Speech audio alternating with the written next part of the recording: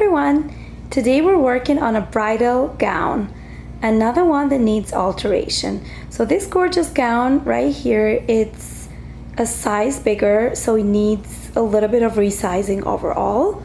The first thing we need to do is hem on the bottom and also figure out something about the trim. And it mostly needs some work done on the bustle area. I would show you real quick. It does have the off-the-shoulder look, but as you can see, it looks a lot bigger on the sleeve, so we have to take that in. And also we got to work on the bustle. I will give you a detailed look. See how the bustle is big and it clearly doesn't fit. We just got to be very careful because the fabric is a thin layer of lace, and also there's boning on each side of the bustle.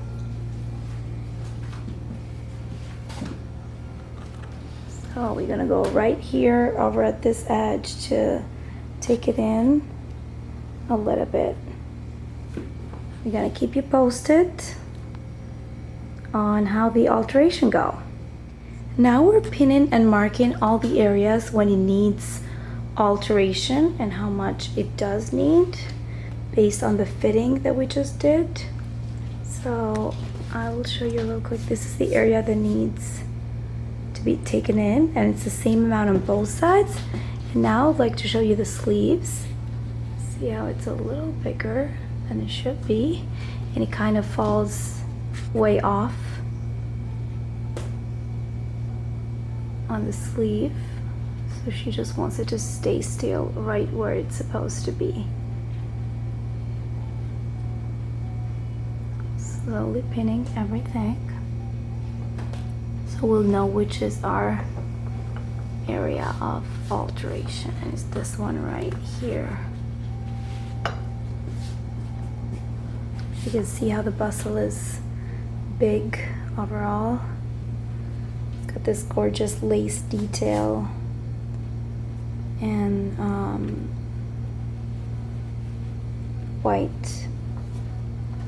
fabric that's covering all the boning, and also this huge train.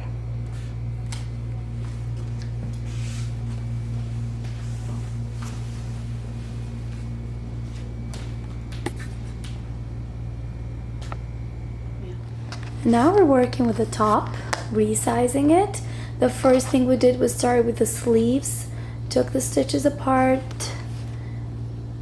open it very carefully just because of the lace, and then resizing it. The other thing to keep in mind is the side. When we need to take it in, like on both sides, there's not a particular seam that you could go there and take it in, but there's, as you could see, there's this gorgeous lace and there is boning all over the bustle. So what we did is we're taking off the stitches to set the boning apart from the fabric, take it in, and then put it back. It's definitely a few hours of work, but this is probably the best way to do it because you can't just do a regular take in as you do with an everyday dress, just because the boning won't let you. So that's what we're doing now. And another thing to keep in mind is also this detail. A little update on the wedding gown we were working with. It is now finished and we just placed it on our dressing form. We will show you step by step what we did. The first thing, we started with the hemming. So we did hem all around the same amount to save the train, eventually to make it just a little shorter, as you could see. And then the major work was done on the bodice. We had to resize the whole thing and make sure that it fits perfectly fine. So we did start it with the sides of the bodice, as you could see here. It's a gorgeous lace, beautiful design. We took the boning out as we showed previously, and then took it in and then put it back the same way it was. One thing to keep in mind is just to always make sure that we use the same distance when you finish it up. So this part here stays right where it should be, not on the left, not on the right, not on any side, just right where it should be. In this way, we save the authentic design that the dress itself has and just make it look the same way it was, just better and resized. The other thing we did here is the sleeve. So the off the shoulder look is pretty gorgeous, but it usually is uncomfortable. So if the sleeves are too big, they would fall way down here and won't cover the arm, won't give any support, and won't look that cute. If they are too tight, you won't be able to move your arms at all. So you just have to be careful to take it in the right amount, the exact same amount, as long as the bride will be comfortable with it. So we took this apart and then put it back in with the same finished stitch, creating this beautiful ruffle and just saving the previous design that it was. The other thing we did, as we would like to show you now, is resizing the bodice and how we did it. Just want to open the dress now behind from the zipper. I want to show you how it looks on the inside. So when you take this in, make sure that everything is nice and clean to finish it up nicely so it lays flat and smooth, not just on the outside, but it's so important also on the inside.